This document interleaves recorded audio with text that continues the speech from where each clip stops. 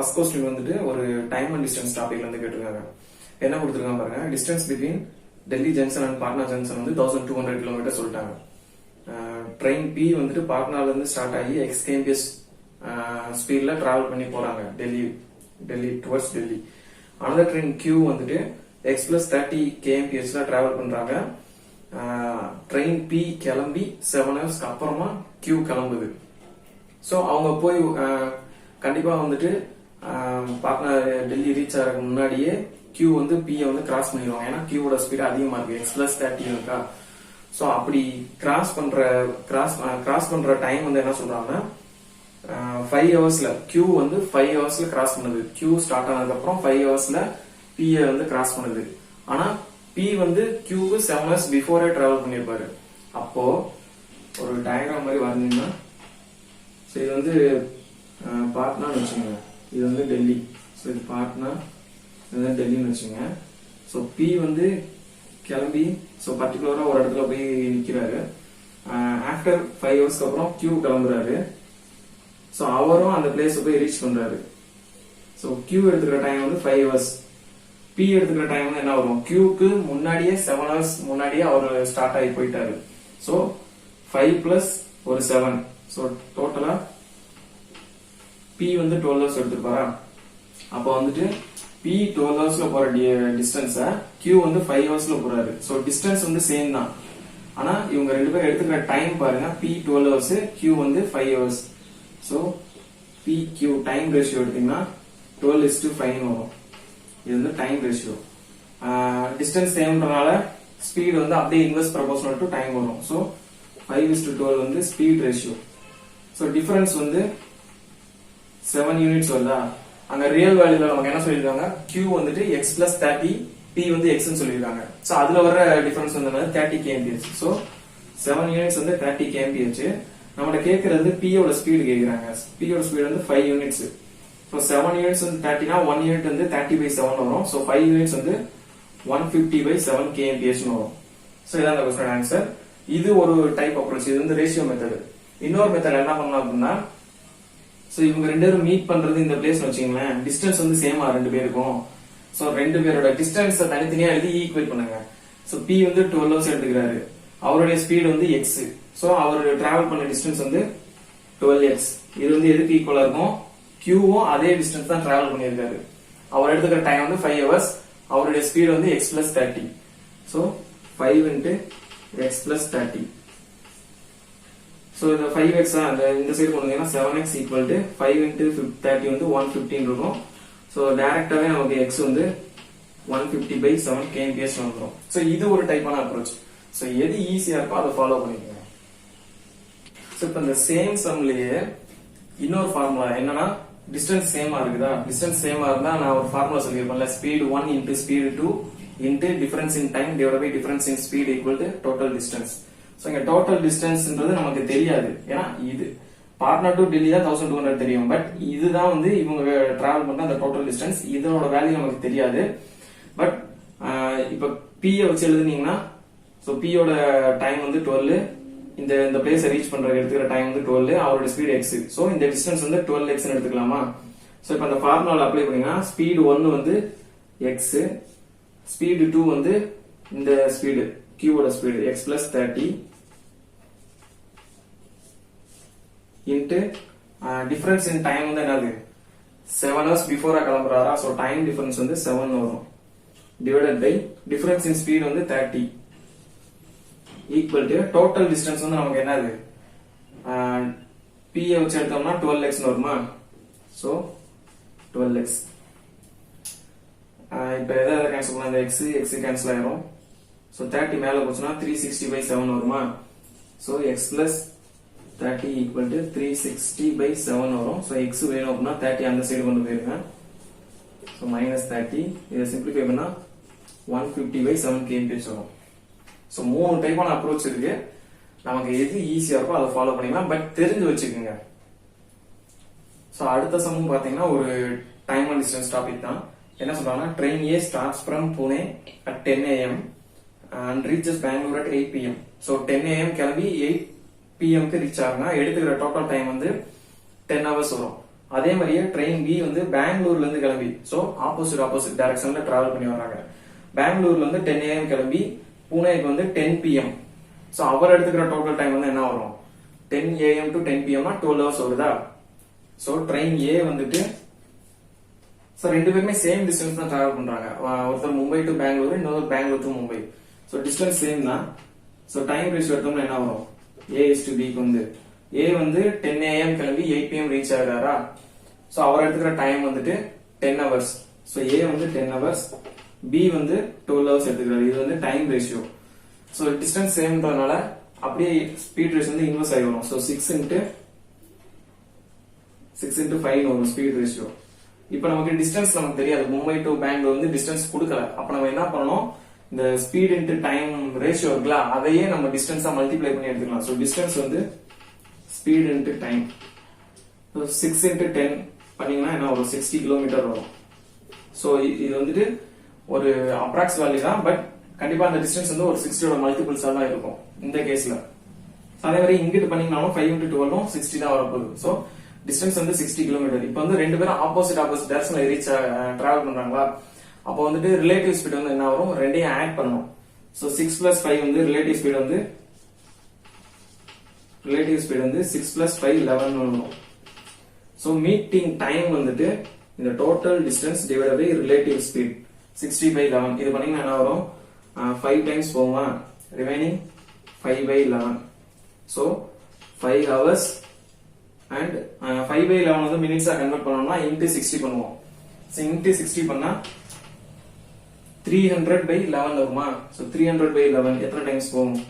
So first ஒரு 2 times போகும் 22, remaining 80 ல 7 டைம்ஸ் போகுமா? சோ அப்ராக்ஸ் வேல்யூ தான் கேட்டிருக்காங்க. சோ இதோட ஸ்டாப் பண்ணிக்கலாம். சோ 5 hours 27 minutesல அந்த ரெண்டு ட்ரெயின் வந்து மீட் ஆகும். இதை தான் நம்மகிட்ட கேக்குறாங்க. சோ அடுத்த சமம் வந்துட்டு ஒரு ட்ரெயின் ஸ்பீட் அந்த டாபிக்ல இருந்து வந்திருக்கு. என்ன சொல்றாங்க பாருங்க. A train 200 meter long crosses a platform in 1 meter. So நான் ஆல்ரெடி சொல்லியிருக்கேன், ஒரு ட்ரெயின் வந்து ஒரு பிளாட்ஃபார்மை கிராஸ் பண்ணுது அப்படின்னா அந்த இடத்துல நீங்க லென்த்தா கிராஸ் கன்சிடர் பண்ண வேண்டியது ட்ரெயினோட லென்த் பிளஸ் பிளாட்ஃபார்மோட லென்த். இதுவே ஒரு ட்ரெயின் வந்துட்டு ஒரு போலையோ ஒரு மேனையோ கிராஸ் பண்ணுது அப்படின்னா அந்த இடத்துல அந்த ட்ரெயினோட லென்த் மட்டும் தான் கன்சிடர் பண்ணணும்.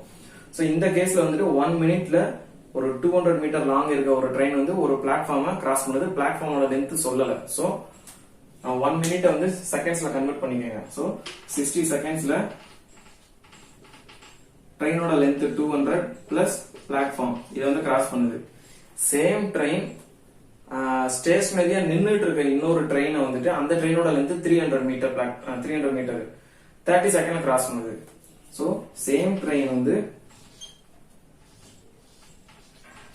30 செகண்ட்ல அந்த ட்ரெயினோட லென்த் 200 பிளஸ் அந்த ஸ்டேஷனரியா நிக்கிற ட்ரெயினோட லென்த் வந்து 300. சோ டோட்டலா 500 மீட்டர் கிராஸ் பண்ணுது. சோ ரெண்டு கேஸ்லயுமே ஸ்பீடு சேம் தானே. அப்போ 30 செகண்ட்ல 500 மீட்டர் போயிருந்தா 60 செகண்ட்ல எவ்வளவு போயிருந்திருக்கும்? அப்படியே அது டபுள் ஆகுமா? சோ 60 செகண்ட்ல இந்த 500ன்றது டபுள் ஆயிருக்கும். சோ 30 செகண்ட்ல 500 மீட்டர் போகுது. அப்ப 60 செகண்ட்ல எவ்வளவு போயிருக்கும்? 500 மீட்டர் போயிருக்கும். சோ இந்த 500ன்றது எதுக்கு ஈக்குவலா இருக்கும்? 200 பிளஸ் பிளாட்ஃபார்மோட லென்த். சோ 200 வந்து ட்ரெயினோட length, platform length equal to 1000 meter. So பிளாட்ஃபார்மோட லென்த் தான் கேக்குறாங்க. சோ 200 ஆன்சர் கொண்டு போயிட்டீங்கன்னா 800 மீட்டர் வரும். சோ பிளாட்ஃபார்மோட லென்த் வந்து 800 மீட்டர். சோ அடுத்த क्वेश्चन வந்து ஒரு பெர்சன்டேஜ் டாபிக்ல இருந்து கேட்டிருக்காங்க. என்ன சொல்றாங்க பாருங்க. சோ இந்த சம் நம்ம நிறைய டைம் சால்வ் பண்ணிருப்போம். சேல்ஸ்மேன் கமிஷன் பெர்சன்டேஜ் அந்த மாடல். சோ என்ன சொல்றாங்கன்னா, Saurav gets 20% commission on the sales above 20,000 and 15,000 commission on the sales below 20,000. So total sales எவ்வளவு நமக்கு தெரியாது. ஆனா அப் டு 20,000 வரைக்கும் அவன் சேல் பண்றதுல டோட்டல் சேல்ல அப் டு 20,000 வரைக்கும் 15% கமிஷன் வாங்கிக்கிறான். 20,000க்கு மேல அந்த டோட்டல் சேல்ஸ் வரைக்கும் எவ்வளவு இருக்கும் அந்த அமௌண்ட்ல 20% கமிஷன் வாங்கிக்கிறான். சோ ஒரு டயக்ராம் மாதிரி டிரா பண்ணீங்கன்னா எப்படி வரும்? சோ இது வந்து 0ல இருந்து ஸ்டார்ட் ஆகி இது வந்து டோட்டல் எக்ஸ்னு வச்சுக்கோங்க. ஓகேவா? சோ 100% எக்ஸ்னு வச்சுக்கோங்க. இது வந்து டோட்டல் சேல் up to 20,000 வரைக்கும். சோ இந்த கேப் வந்து 20k. ஓகேவா? சோ இந்த 20,000 வரைக்கும் எவ்வளவு கமிஷன் வாங்குறான்? 15%. 20%க்கு மேல இந்த அதாவது இங்க இருந்து டோட்டல் சேல் வரைக்கும் எவ்வளவு கமிஷன் வாங்குறான் 20%. சோ இவனோட இந்த கமிஷன்லாம் எடுத்தது போக ஷாப்கீப்பர் எவ்வளவு ரிட்டர்ன் பண்றான்னா 41,100 rupees. சோ அவன் ரிட்டர்ன் பண்றது வந்து 41,100 rupees. ஓகேவா? இப்போ நம்ம என்ன பண்றோம் அப்படின்னா, இப்போ இங்க 15 இங்க 20 இருக்கா, ஒண்ணு இந்த 15 20 மாத்துங்க, இல்ல இந்த 20 15 மாத்துங்க.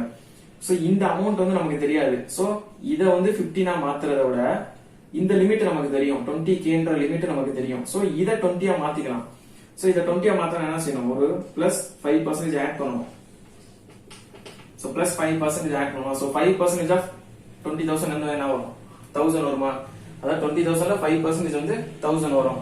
சோ அப்ப இது என்ன மீனிங் ஆயிருது அப்படின்னா, அவனோட கமிஷன் வந்து 5% இன்க்ரீஸ் ஆன மாதிரி மீனிங் ஆகுது. சோ அந்த எக்ஸ்ட்ராவா வர 1000ஐயும் அவன் எடுத்துட்டு தான் கொடுத்துருப்பான். சோ இதுல இருந்து ஒரு 1000 மைனஸ் பண்ணிட்டீங்கன்னா, சரி 41,000.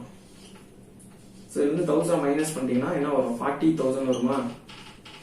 சோ இப்ப டோட்டலா இங்கேயும் ஒரு 20%, இங்கேயும் ஒரு 20%, ஓவராலா 20% வந்து கமிஷன் போயிருது டோட்டல் சேல்ல. அப்ப ரிமைனிங் எவ்வளவு கொடுத்திருப்பான், 80% வந்து ஷாப்கீப்பர்ட்ட கொடுத்திருப்பான். சோ அந்த 80% வேல்யூ தான் இந்த 40,000. அப்ப டோட்டல் சேல்ஸ் 100% வந்து என்ன வரும், இதை கேன்சல் பண்ணீங்கன்னா சோ 50,000 வரும். சோ இதுதான் வந்து டோட்டல் சேல்ஸ். சோ அடுத்த क्वेश्चन ஒரு பர்சன்டேஜ் டாபிக். என்ன சொல்றாங்க பாருங்க, income of Abhay increases by 20% every year, expenditure increases by 5% every year.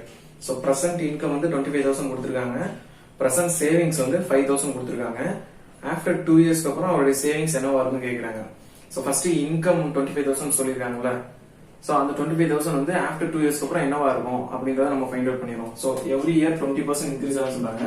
So இப்போ வந்து 25,000 இருக்கா, சோ நெக்ஸ்ட் இயர் வந்து 20% இன்க்ரீஸ் ஆகுதா என்ன ஆகும், 100 இருக்குது 120 ஆகுமா? அப்ப ரேஷியோ எடுத்தீங்கன்னா 6/5 ஆகும். சோ அடுத்த இயர்ல 6/5, 2 வருஷம் அப்புறம் கழிச்சு கேக்குறாங்க. சோ இது ஃபர்ஸ்ட் இயர்ல நடக்கிற சேஞ்ச், செகண்ட் இயர்லயும் 20%. சோ 6/5 இதை சிம்பிளிஃபை பண்ணீங்கன்னா 36,000 வரும்.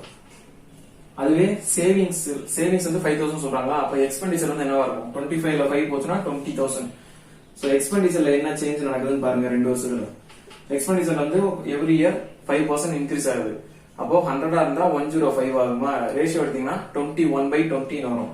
சோ ஃபர்ஸ்ட் இயர்ல 21/20, அடுத்த செகண்ட் இயர்லயும் 21/20 ஈக்குவல் டு, இதை சிம்பிளிஃபை பண்ணீங்கன்னா 0 கேன்சல் ஆயிரும், என்ற 4. சோ இங்க வந்து 15 வரும். So 441 into 50. சோ 441 into 5 பண்ணீங்கன்னா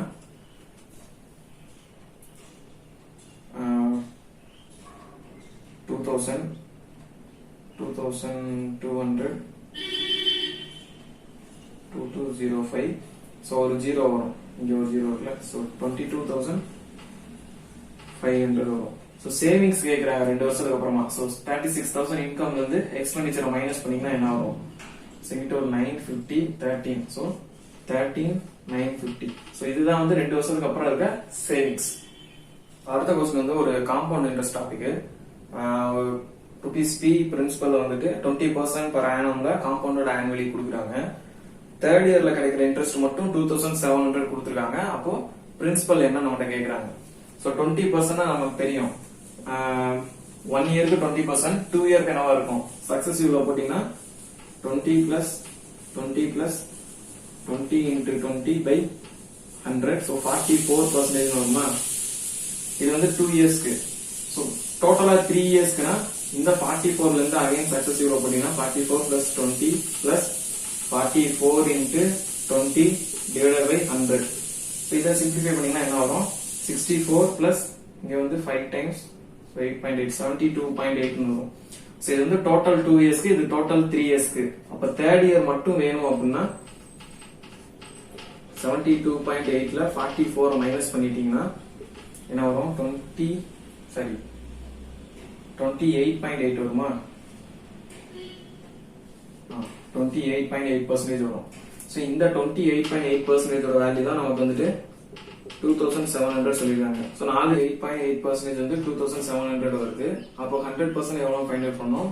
இந்த டெசிமல் வந்து நம்ம ஒரு இன்டிஜரா கன்வெர்ட் பண்ணிட்டோம் அப்படின்னா இன்டு 5 பண்ணீங்கன்னா இது வந்து 144/5% ஈக்குவல் டு 2,700 வரும். இப்போ இதை கேன்சல் பண்ணீங்கன்னா என்ன ஆகும்? 9 கேன்சல் பண்ணீங்கன்னா இது வந்து 16 டைம்ஸ் போகும். இது வந்து 300 வரும். அகைன் 4 கேன்சல் பண்ணீங்கன்னா இது வந்து 4 டைம்ஸ், இது வந்து 75 டைம்ஸ். ஸோ 1% வந்து 75 into 5 மேல போயிடுச்சுன்னா 375/4. அப்போ 100% வந்து 375 into 25. ஸோ இன்ட்டு 100 வருமா? ஸோ இதை கேன்சல் பண்ணீங்கன்னா இன்ட்டு 25 வரும். அதான் எழுதியிருக்கேன். ஸோ இப்போ இது வந்து எப்படி ஈஸியாக நம்ம சால்வ் பண்ணுறது? ஸோ 25 ஒரு நம்பரை மல்டிப்ளை பண்ணீங்கன்னா இந்த நம்பர் டிவைட் பை 4 பண்ணிட்டு இன்ட்டு 100 பண்ணிடணும்.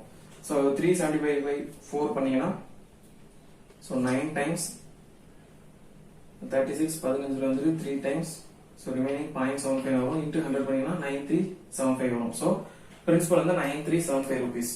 அடுத்த கொஸ்டின் வந்து ஒரு டைம் அண்ட் ஒர்க் டாபிக். என்ன சொல்றாங்க? Renu and Meenu can do your work in 24 hours together. ரெண்டு பேரும் சேர்ந்து 24 hours முடிக்கிறாங்க. 6 hours ஒர்க் பண்றாங்க. ஸோ ரிமைனிங் ஒர்க் வந்துட்டு ஒரு தேர்ட் பர்சனோட சேர்ந்து லக்கன்னு சொல்லிட்டு ஒரு தேர்ட் பர்சனோட சேர்ந்து ஒர்க் பண்றாங்க. ஸோ என்ன க்ளூ கொடுக்குறாங்கன்னா அந்த தேர்ட் பர்சன் வர்றாங்களா அவங்க எஃபிஷியன்சி வந்து இந்த ரேனோ பிளஸ் மீனோ இவங்க எஃபிஷியன்சில ஹாஃப்னு சொல்றாங்க. ஸோ எஃபிஷியன்சி ரேஷியோ அவங்க கொடுத்துட்டாங்க. ரேனோ பிளஸ் மீனோ நெக்ஸ்ட் அந்த புதுசா வர தேர்ட் பர்சன் எல்லாம் எடுத்துக்கிறாங்க. ஸோ இவங்க ரெண்டு பேரோட எஃபிஷியன்சி இது ஆஃப். அப்போ இவங்க எஃபிஷியன்சி 2 இருந்தா இவங்க எஃபிஷியன்சி 1 இருக்கும். ஸோ டோட்டல் ஒர்க் வந்து என்ன வரும்? இவங்க ரெண்டு பேரோட டோட்டல் எஃபிஷியன்சி இன்ட்டு இவங்க ரெண்டு பேரும் எடுத்துக்கிற டைம் வந்து 24. 2 into 24 பண்ணீங்கன்னா 48 வரும். ஸோ 6 hours வந்து இவங்க ரெண்டு பேரும் சேர்ந்து ஒர்க் பண்றாங்களா? So 6 into 2 plus remaining work வந்து இவரோட சேர்ந்து பண்றாங்க. அப்போ டோட்டல் எஃபிஷியன்சி 3 ஆயிருமா? ஸோ எடுத்துக்கிற டேஸ் வந்து டி எடுத்தீங்கன்னா டோட்டல் ஒர்க் 48. ஸோ இது வந்து 12 அந்த சைடு போகும்போது 36 போயிடும். ஸோ டி வந்து 36/3 12 டேஸ். ஸோ டோட்டல் ஒர்க் வந்து எவ்வளவு டேஸ் முடியும் கேட்கறாங்க. ஸோ இந்த ஆஃப் மட்டும்தான் 12 டேஸ். இனிஷியலா ஒரு 6 டேஸ் எடுத்துருக்காங்க. ஸோ டோட்டலா 18 டேஸ். 18 டேஸ்ல அந்த ஒர்க் வந்து கம்ப்ளீட் ஆகும். அடுத்த கொஸ்டின் வந்துட்டு ஒரு மிக்சர் அண்ட் டைலிகேஷன். என்ன சொல்றாங்க? ஒரு மிக்சர்ல மில்க் வாட்டர் வந்து ரேஷியோ கொடுத்துருக்காங்க. வாட்டர் வந்து 12.5%. அப்போ 12.5% ஃபிராக்ஷன்ல எடுத்தீங்கன்னா 1/8. ஸோ டோட்டல் மிக்சர் 8 யூனிட்ஸா இருந்தா வாட்டர் வந்து 1 யூனிட் இருக்கும். அப்போ மில்க் இஸ்ட் வாட்டர் ரேஷியோ வந்து ரிமைனிங் 7 வந்து மில்கா தான் இருக்கும். ஸோ இதுதான் அவங்க சொல்லியிருக்க அந்த ஃபர்ஸ்ட் பாயிண்ட்ல சொல்லியிருக்க ரேஷியோ. அடுத்து வந்து 48 லிட்டர் வந்து ரிமூவ் பண்றாங்க. So quantity of the remaining milk இந்த வெசல். ஸோ இந்த குவான்டிட்டி நமக்கு தெரியாது. ஆனா அதுல இருந்து 48 லிட்டர் வெளியில போயிருது. ரிமைனிங் இருக்க மில்கோட வேல்யூ வந்து 112 சொல்றாங்க. ஸோ இதுல இருந்து 48 லிட்டர் ரிமூவ் பண்ணாலும் ரேஷியோ மாற போதில்ல. சேம் 7:1 தான் இருக்க போகுது. அப்ப அந்த ரிமைனிங் இருக்க மில்கோட வேல்யூ வந்துட்டு 1112 சொல்றாங்க. ஸோ 7 யூனிட்ஸ் 1112னா 1 யூனிட் வந்து என்ன வரும்? 16 இருக்கும். அப்போ டோட்டல் வந்து என்ன வருது? 128. இது வந்து 48 லிட்டர் ரிமூவ் பண்ணதுக்கு அப்புறம் 48 லிட்டர் இனிஷியல் வேணும்னா 48 லிட்டர் ஆட் பண்ணுங்க. ஸோ டோட்டல் வந்துட்டு 176 வரும். நம்மகிட்ட இனிஷியல் வாட்டர் கேட்கிறாங்க. So 176 initial quantity into initial வாட்டரோட பெர்சன்டேஜ் வந்து 1/8. இதை பண்ணீங்கன்னா 8 கேன்சல் பண்ணா 22 வரும். ஸோ இனிஷியல் வாட்டர் வந்து 22%.